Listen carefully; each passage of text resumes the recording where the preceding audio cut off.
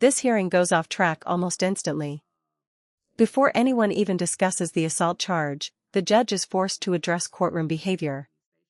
Whether the hearing is online or in person, the rules don't change. That first impression ends up shaping everything that follows. Okay, I'm ready on Uriel, and then Miss Uriel, I believe I gave you instructions about remaining stationary, but I may not have. So I need you to be stationary. I need you to be seated in an upright position and ready to attend court. I cannot walk around on your camera. You're standing at the podium right now. We're standing at the podium. Yeah, I'm frustrated too. Can you put your head up, take your hands off your eyes, and let's pretend that we're in court. If we can't pretend that we're in court physically, then we shall be in court physically. So we either have to pretend that we're there and act as if we're there, or we shall be there. We shall actually be there in person, standing at that podium. This is case number 224557001.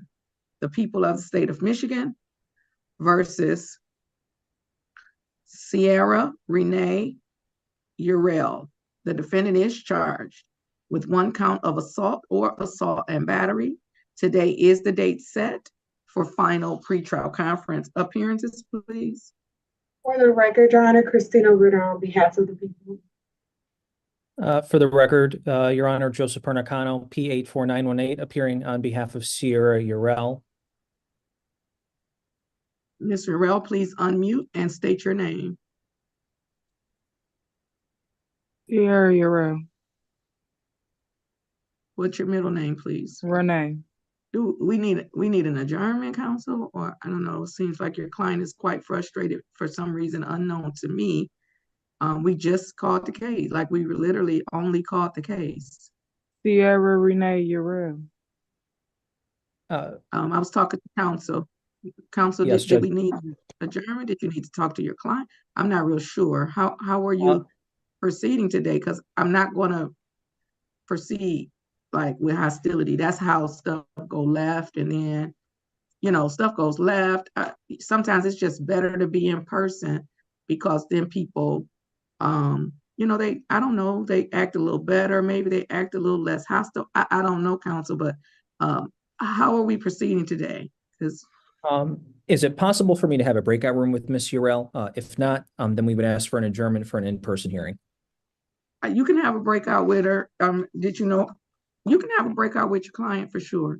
And then okay. That'll also give Mr. Haddad an opportunity now to talk to the prosecutor because he wanted to talk to the prosecutor. Did you know how you were proceeding with respect to your client, or you? I lost contact. Let me just let you talk to her. Okay, that sounds good. I'll let you talk to her. Oh, I think my clerk had told me that somebody wanted to do that with their client. All right, I'm going to send you. Okay, I'll send you and your client to breakout room number 15. Okay, I'm ready on Uriel. This is case number 2245. This is a huge turning point. When a defense lawyer tells the court the relationship has broken down beyond repair, that's not something judges hear lightly.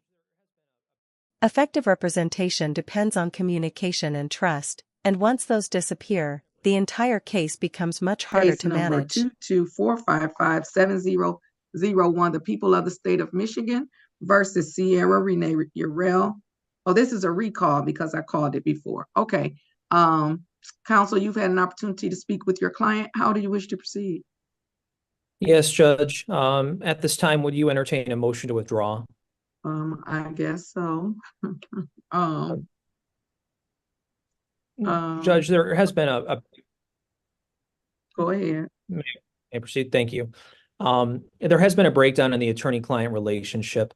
We have fundamental differences regarding our understanding of the facts in this case, as well as the application of the law to the facts. Based on that, I would motion to withdraw at this time, again, as there has been a breakdown in the attorney-client relationship. And Ms. Uriel, do you agree with that assessment by your counsel? I guess. Okay, I guess. And then counsel, you were retained, correct? No, Judge, I am appointed on this matter. Oh, okay. You're appointed. Yes, Judge. So does that mean that, oh, let me get Ms. Stevenson. Hold on. Give me 1 second. Ms. Ritter, can you join me and Ms. Stevenson in breakout room number 1? And then counsel, I may need you also, but give me a moment. Ms. Ritter, Yes, Judge. me and Ms. Stevenson in breakout room number 1. Yes, ma'am. So I had an opportunity. I was trying to figure out, after you said you were appointed counsel, I was trying to figure out why you would have been appointed, because we have, defender's office. And so that's why I went in to speak with Ms. Stevenson. And then she brought it back to my remembrance. So I'm getting ready to say this to Ms. Urell. You're going to find yourself in a situation where you're going to be representing. This moment explains why the judge's patience is running out. Court-appointed attorneys are a legal right for eligible defendants, but they're not unlimited. If every attorney-client relationship falls apart, eventually the court has to decide whether the problem is the lawyers or the defendant's unwillingness where to you're going work to be with them. representing yourself. Because Mr. Pernicano is the second lawyer that I've had appointed to you. Miss Urell, I need you to look at me, because you're looking up in the ceiling.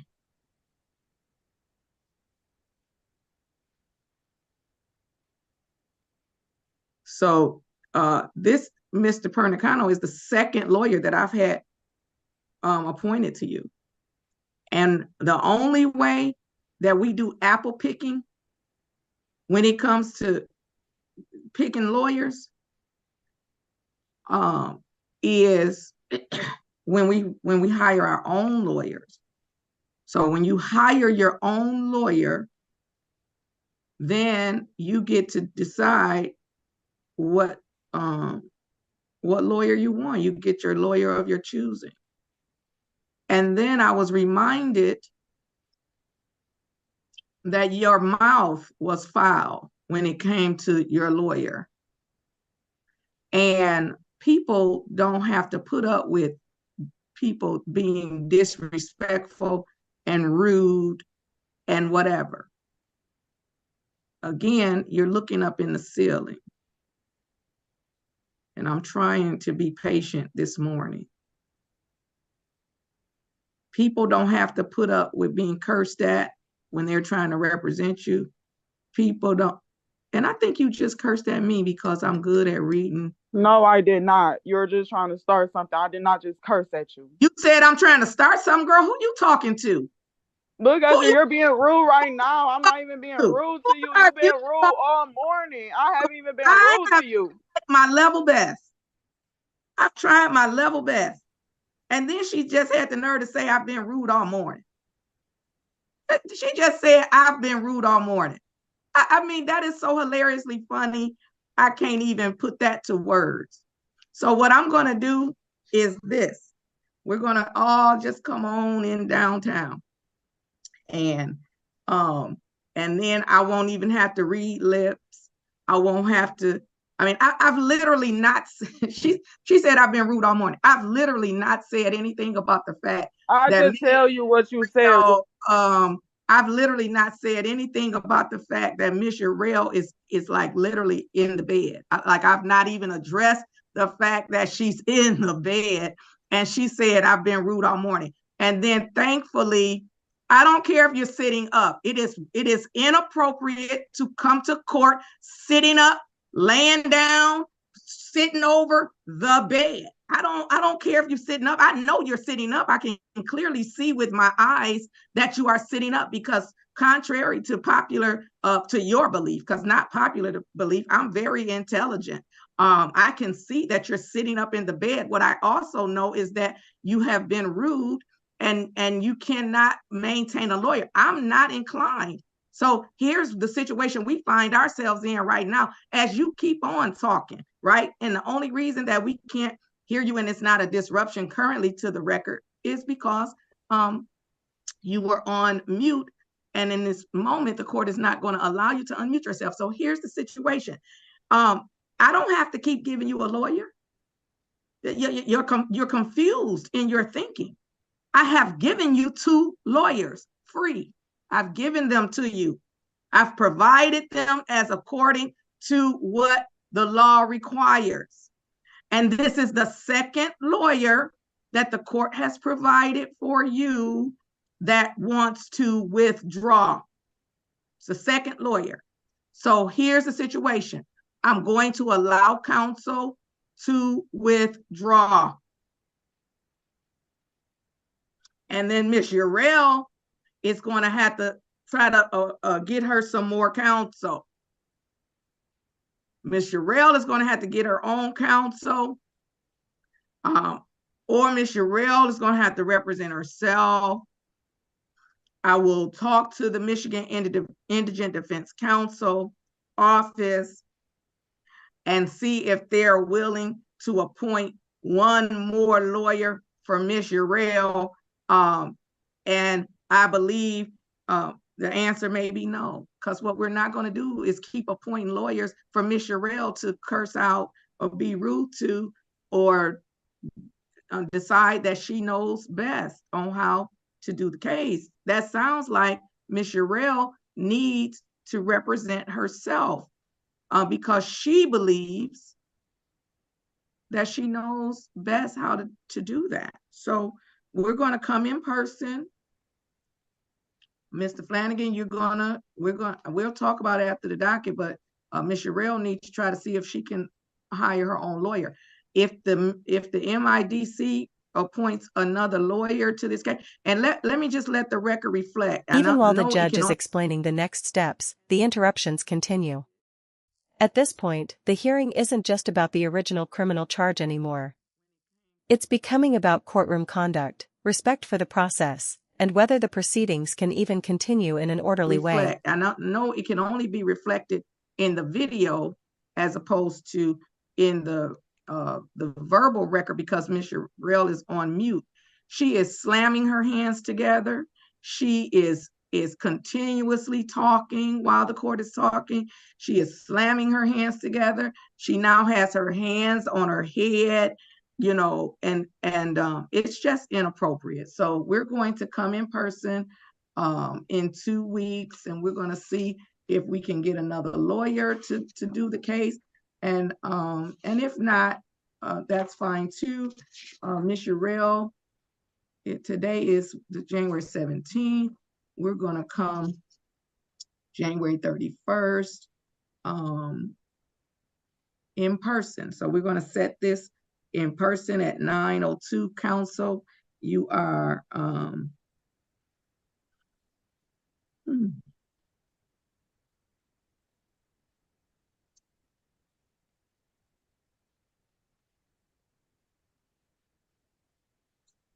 let the record reflect that Ms. Urell does have her hand up, and I am going to allow for her to unmute, but I'm going to state in advance and for the record that if you are rude, if you are yelling, if you are anything other than, and then let the record reflect that she is also sent directly to me, which is inappropriate, right? She has sent a chat saying, so I'm trying to figure out, you just not go, let me say none, N-U-N. So that's what's in the chat. So let me just indicate for the record that is inappropriate to say to the judge. That's it's disrespectful. And if that's how you're going to talk to me, when I unmute you, I'm going to immediately mute you back. And then it appears that we might need to submit the matter for a competency evaluation. But I'm going to allow you to unmute, and you're going to be respectful to me, or I'm going to mute you back. And there's nothing funny going on in my courtroom. There's nothing funny. So again, if we're not going to be respectful, then we're going to go back on mute. Okay, so you can unmute yourself, Miss Urel. I could talk now.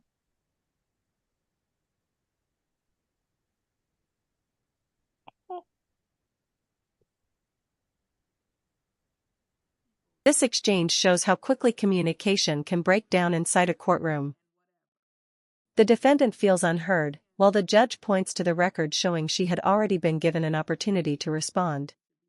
Sometimes the biggest conflict isn't about the facts of the case, it's about whether each side believes they're actually being listened to. Ms. Urel, what do you want to I say just to the asked, could court? I speak, and you just looked around and didn't say anything. Ms. Urel, what do you want to say to the court? This is my last time asking you. Okay, what I want to say to the court is, how y'all just go off of what some lawyer saying? You ain't asked me not one question. You ain't asked me nothing. You ain't asked me nothing. First of all, lower your voice because you're yelling at me. Because you sitting here trying to make it just off of what a lawyer said. First of all, I was you're never yelling at me, and I'm not going to allow that. Second of all, I specifically said, so let's rewind. No, I know exactly what you said. Because your memory is not, your memory is failing you, and let the record reflect that I've muted Ms. Urel. So when counsel asked to withdraw, I specifically said, Ms. Urel, do you agree with that assessment? So you said, I didn't ask you nothing. You said, I'm just going by what some lawyer said. And when counsel asked to withdraw, I specifically said, Ms. Urel, do you agree with that assessment? And then Ms. Urel said, I guess so. That's what Ms. Urel said. So let the record be clear that I, in fact, asked Ms. Urel if she agreed with the assessment. So I'm going to go ahead. By the end of the hearing, the focus has completely shifted. Instead of discussing the assault allegation itself, the court is dealing with attorney withdrawals, courtroom behavior, and whether the defendant is capable of participating appropriately in the legal process. The judge leaves one final opportunity for the case to move forward, but also makes it clear that patience has limits. So I'm going to go ahead and set the matter for January the 31st for a final pretrial conference. It is in person at 9:02. We are going to contact the Michigan Indigent Defense Council to see if they will appoint a third lawyer for Ms. Urel. This will be the third and final lawyer appointed. If this relationship does not work out for Ms. Urel, then we are going to, let me disable the chat because Ms. Urel continues to speak to me in the chat, which is inappropriate. So I'm going to disable the chat.